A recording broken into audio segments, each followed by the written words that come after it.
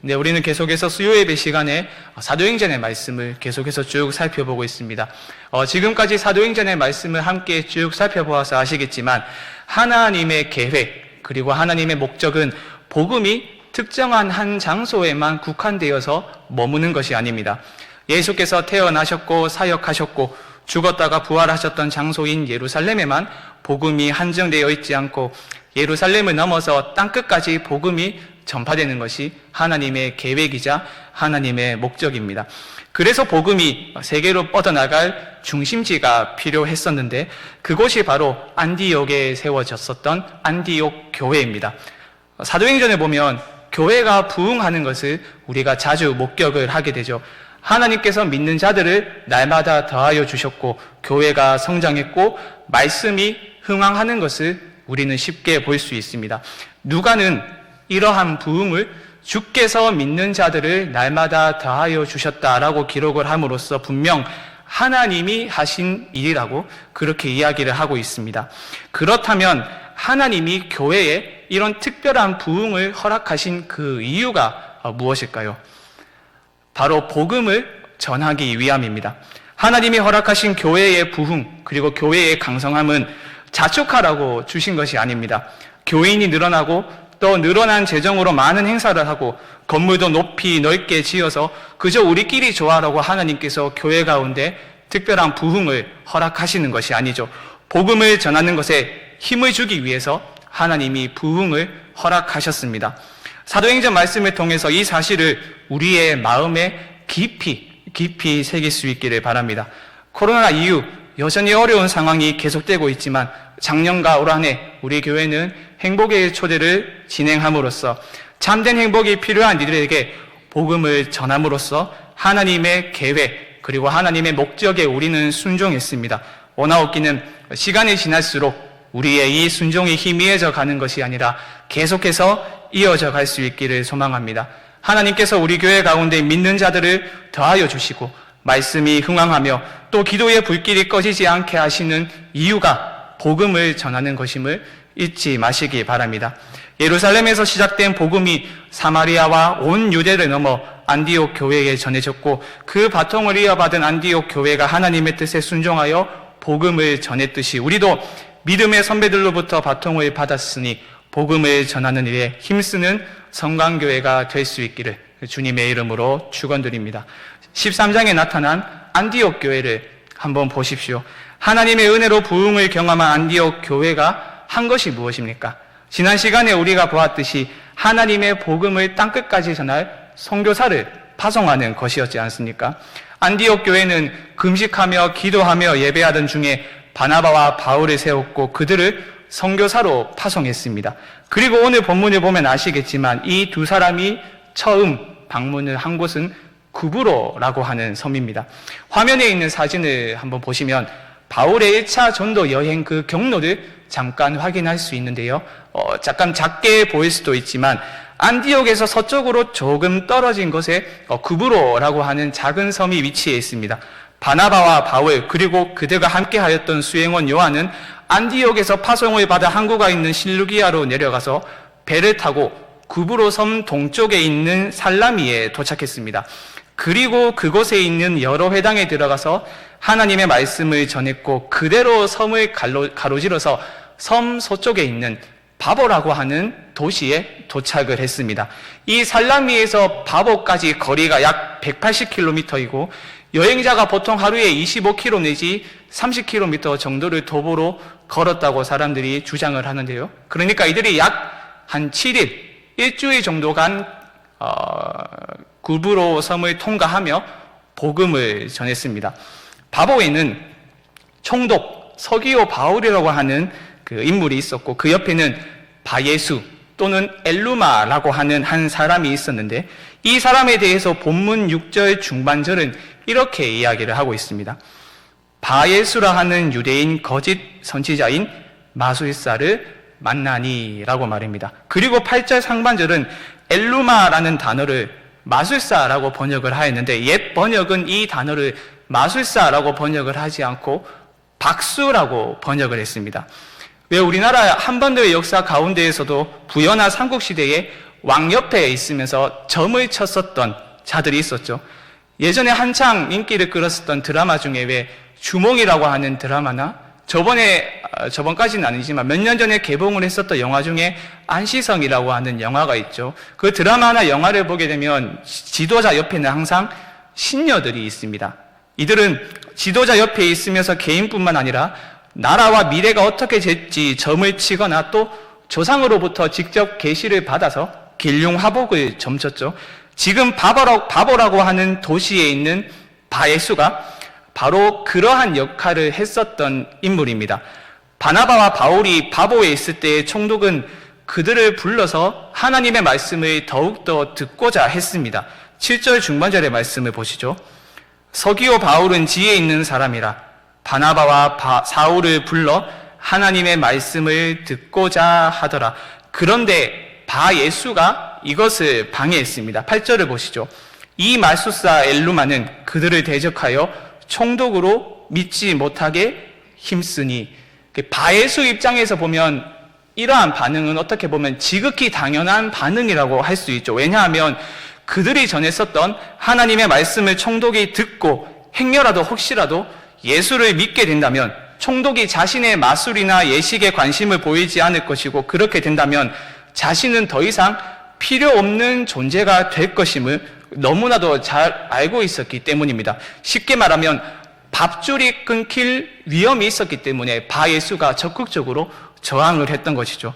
바예수가 어떤 식으로 저항을 했는지 방해를 했는지는 구체적으로 알 수는 없으나 그는 자신이 가지고 있었던 권력을 지키기 위해서 자신이 할 수 있는 온갖 방법과 수단을 다 동원하여 하나님의 일을 방해했는데, 우리는 여기서 중요한 교훈 한 가지를 발견할 수 있습니다. 바로 신자의 삶에 있는 치열한 영적 전쟁입니다. 성령이 충만하여서 바예수를 주목한 바울은 그의 면전에서 그의 진정한 모습을 적나라하게 폭로합니다. 10절의 말씀에서 이렇게 이야기를 하죠. 모든 거짓과 악행이 가득한 자요, 마귀의 자식이요, 모든 의의 원수요, 주의 바른 길을 굽게 하기를 그치지 아니하겠느냐라고 말입니다. 바울은 바예수가 하는 행동을 그저 자신의 권력을 유지하기 위하여서 몸부림치는 것으로 보지 않고 마귀의 길, 원수의 일로 보았습니다. 과학기술이 고도로 발달한 현대사회에서 영적 세계, 마귀의 일, 이러한 것들에 대해서는 그 인식이 점점 희미해져가고 있고, 마치 구시대의 산물, SF 영화 또는 공포 영화에나 나올 법한 이야기로 여겨지는 것 같습니다. 이런 시대의 흐름 속에서 살아가고 있는 신자들 역시 영적 세계, 그리고 더 나아가서 마귀와의 영적 전쟁에 크게 관심이 없는 것 같습니다.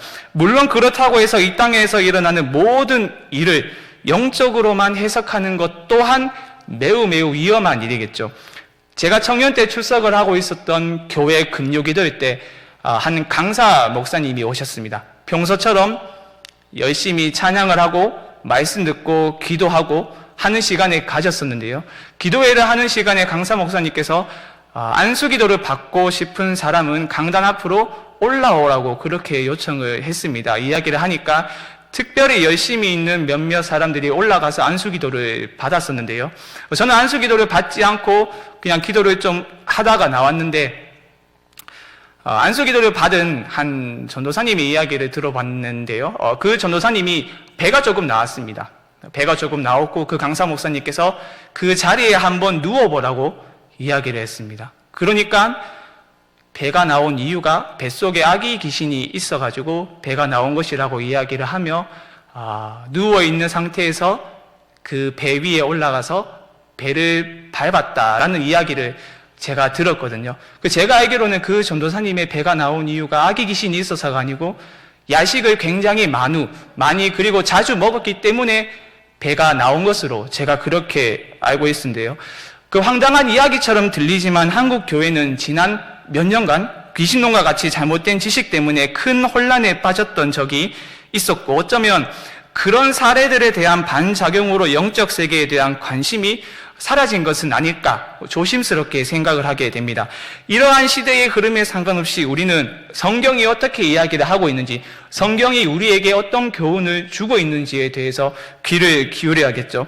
성경은 악한 영들이 존재한다는 사실뿐만 아니라 그 영들이 모든 그리스도인들에게 적대적이라는 사실을 가르쳐 줍니다. 악한 영들의 사악한 부추김은 우리의 일상생활과 주변 사람의 삶에 해로운 영향을 끼칩니다. 특별히 악한 영들은 교회가 하나님의 말씀에 순종하고자 할 때, 복음이 전파되어서 하나님의 나라가 확장될 때 오늘 본문의 바 예수처럼 모든 방법을 동원하여서 저항합니다. 이번 행복의 초대를 준비를 하면서 이러한 경험을 하신 분들이 있을 것이라고 생각이 되는데요.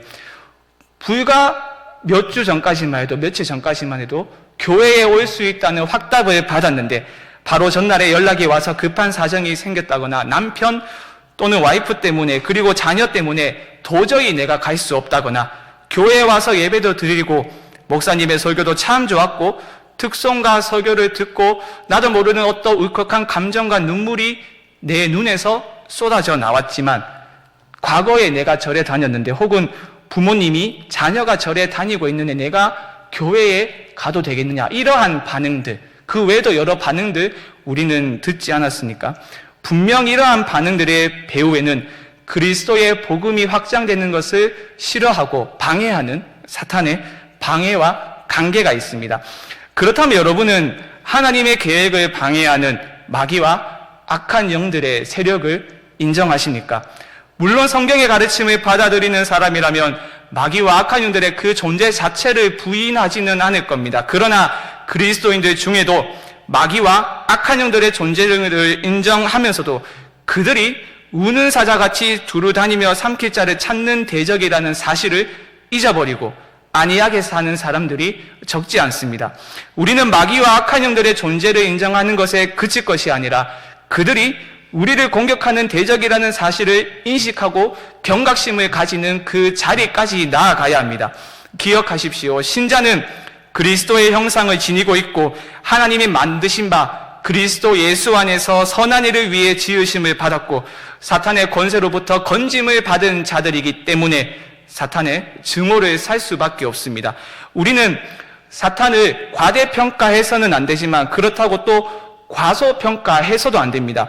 그는 하나님도 아니고 타락한 신도 아니고 전능하지도 않습니다. 단지 타락한 천사에 지나지 않습니다. 그러나 사탄은 강력한 원수임이 분명합니다. 그래서 어떤 사람은 사탄에 대해서 다음과 같이 이야기를 했습니다. 책략에 뛰어나고 교활하고 지능적일 뿐 아니라 가장 나이가 많은 그리스도인보다 더 오래 살 수 있고 가장 근면한 그리스도인보다 더 오래 일하며 가장 강한 그리스도인보다 더 강하고 가장 지혜로운 그리스도인보다 더 지혜로운 원수가 살아서 우리를 대적한다라고 말입니다. 우리는 이 싸움을 절대로 피할 수 없습니다.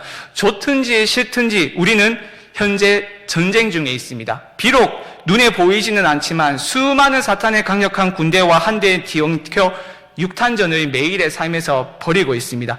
이 싸움은 영적 근접전이며 매우 격렬하고 또 매우 치열합니다.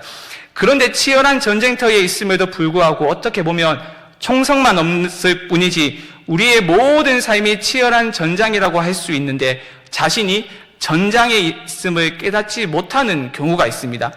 휴전 상태에 있는 우리나라 군대에는 5분 대기조라는 것이 있습니다.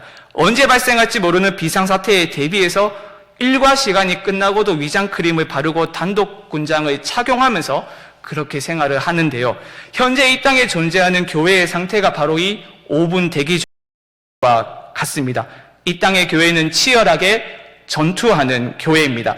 그런데 우리의 이러한 현실을 인식하지 못하고 전투태세보다 무장해제를 더 많이 외치는 오늘날의 모습을 쉽게 볼 수 있는데요. 그렇다면 우리는 피할 수 없는 이 치열한 영적 전쟁을 어떻게 대비해야 할까요? 무엇으로 우리를 무장을 해야 우리가 이길 수 있는 것일까요? 우리는 에베소서 말씀에 주목을 할 필요가 있습니다. 우리가 잘 아는 말씀이죠. 바울이 에베소서 6장의 말씀에서 우리의 씨름은 혈과 육이 아니라 통치자들과 권세들과 이 어둠의 세상 주관자들과 하늘에 있는 악의 영들이다 라고 말한 후에 바울이 무엇이라고 이야기를 합니까? 에베소서 6장 13절의 말씀 우리 함께 읽어보도록 하겠습니다. 시작. 그러므로 하나님의 전신갑주를 취하라. 이는 악한 날에 너희가 능히 대적하고 모든 일을 행한 후에 서기 위함이라.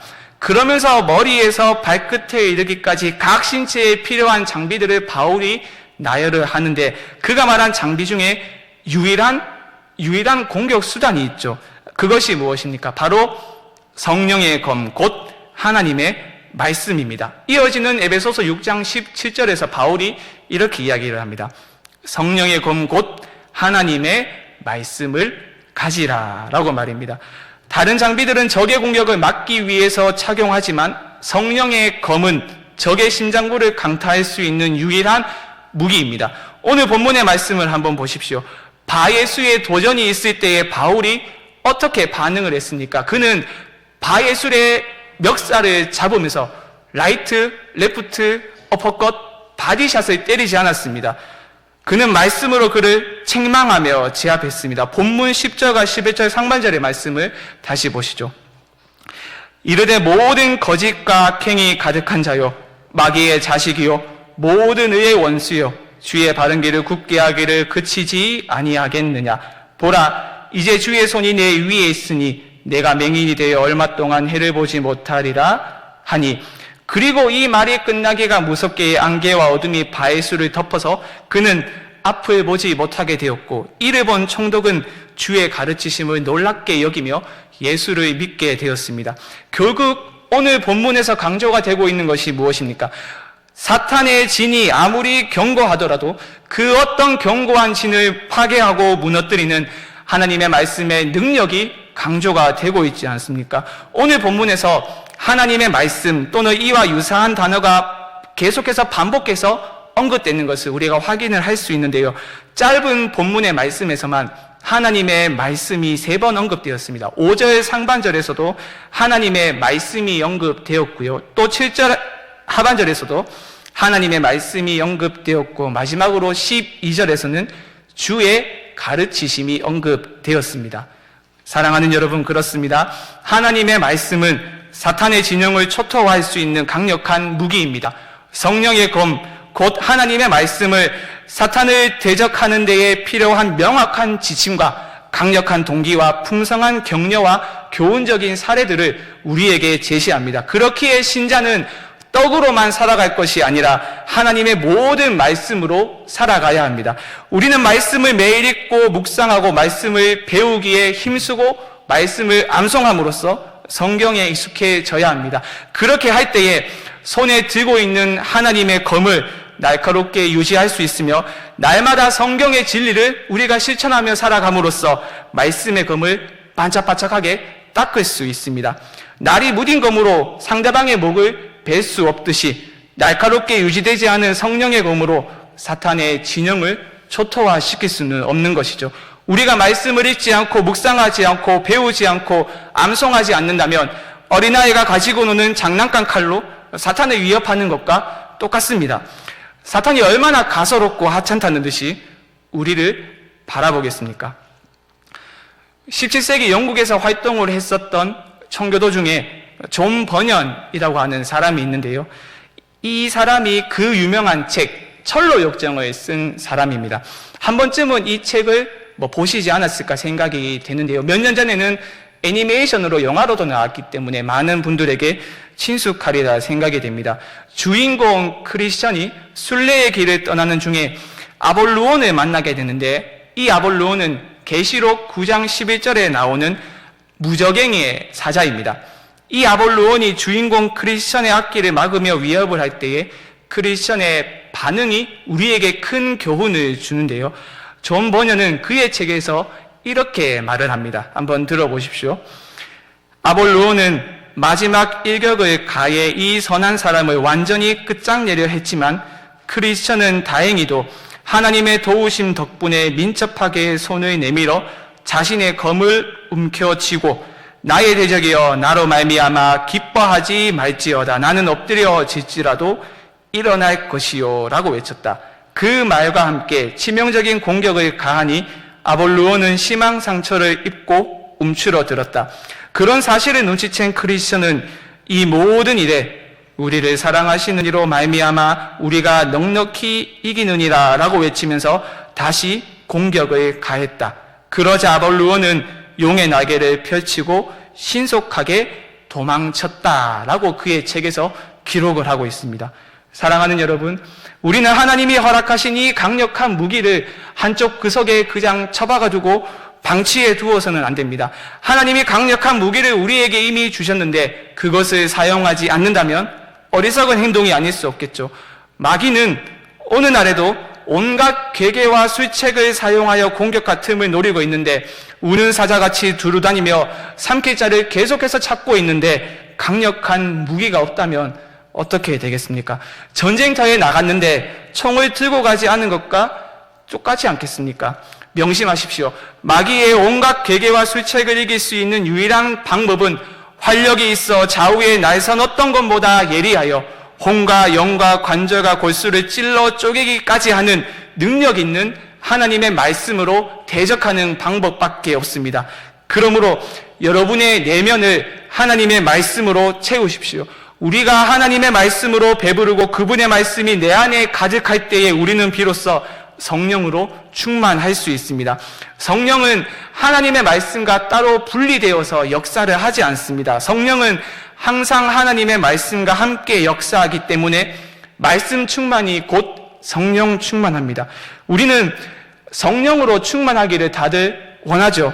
성령으로 충만해서 능력 있는 신앙생활, 승리하는 신앙생활을 우리 모두가 다 소망을 하고 있지 않습니까? 그런데 그런 신앙생활은 하나님의 말씀과 상관없이 우리에게 일어나지 않습니다. 우리의 내면이 하나님의 말씀으로 충만할 때에 우리 또한 성령 충만으로 이어지는 겁니다. 말씀 충만과 성령 충만은 상호작용입니다. 내가 말씀으로 배부를 때에 성령으로 충만하고 또 성령으로 충만해야 묵상하고 깨달은 말씀을 내 삶에 적용하며 살아갈 힘을 얻고 승리할 수 있는 삶을 살아가게 되는 겁니다. 말씀으로 충만하고 성령으로 충만하여 치열한 영적 전쟁에서 날마다 승리하는 복된 여러분이 될 수 있기를 주님의 이름으로 축원드립니다. 말씀을 정리하겠습니다. 신자로 이 땅을 살아간다는 것은 죽을 때까지 그리스도의 군사로서 살아감을 의미합니다.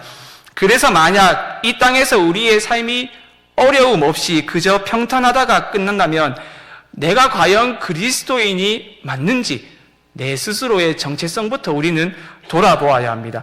개인뿐만 아니라 공동체적으로도 마찬가지입니다. 신자 개개인이 그리스도의 군사라면 이 땅에 존재하는 모든 교회는 그리스도의 군대입니다. 막강한 그리스도의 군대가 되려면 성도 개인은 물론 교회 공동체도 주 안에서 더욱더 강해져야 하며 무엇보다 하나님의 말씀으로 단단히 무장해야 사탄의 공격을 막을 뿐만 아니라 그 진영을 파괴할 수 있습니다. 교회가 하나님의 일을 하는 데에 하나님의 뜻에 순종하고자 하는 데에 사탄이 가만히 있을 리가 없죠. 동원할 수 있는 모든 방법을 다 동원하여서 복음이 전파되고 하나님의 나라가 확장되는 것을 방해하고자 합니다. 이번 행복의 초대 때 우리는 그것을 경험했죠. 보이지 않는 어둠의 권세에 방해가 있었습니다. 하지만 우리는 행복의 초대를 무사히 끝냈고 태신자들에게 복음을 전했습니다. 대적의 방해가 있었음에도 불구하고 무사히 행사를 마칠 수 있었던 이유가 무엇입니까? 물론 처음부터 끝까지 하나님께서 눈동자같이 지켜주셨고 인도하셨기 때문에 우리가 무사히 행사를 마칠 수 있었지만 행사에 앞서서 말씀과 기도로 우리 교회가 무장을 했기 때문입니다. 릴레이 금식기도 3번의 행초 세임 기도회와 특별 새벽 기도회를 통하여서 복음에 대한 말씀을 들었고 또 우리는 그 들은 말씀을 기억하면서 눈물을 흘리며 열렬히 기도를 했기 때문에 방해가 있었음에도 불구하고 하나님이 하라 하신 일에 우리가 순종을 할 수 있었습니다. 그러므로 우리에게 필요한 것은 우리가 그리스도의 군대요 전투하는 교회라는 사실을 깊이 인식하는 겁니다. 앞으로 하나님이 하라 하신 일에 순종하고자 할 때에 대적의 공격과 방해는 반드시 있습니다. 그때 우리가 좌절하여 중간에 포기하는 것이 아니라 하나님의 전신 갑주로 우리 교회를 무장합시다. 특별히 하나님의 말씀을 차곡차곡 쌓아감으로써 무뎌진 우리의 칼날을 날카롭게 만듭시다. 그래서 앞으로 사탄의 그 어떠한 거센 공격이 있을지라도 쓰러지지 않고 또 그저 막는 것에 그치는 것이 아니라 날카로운 성령의 검으로 사탄의 심장부를 가격하여 승리하는 우리 성강교회가 될 수 있기를 주님의 이름으로 간절히 축원드립니다.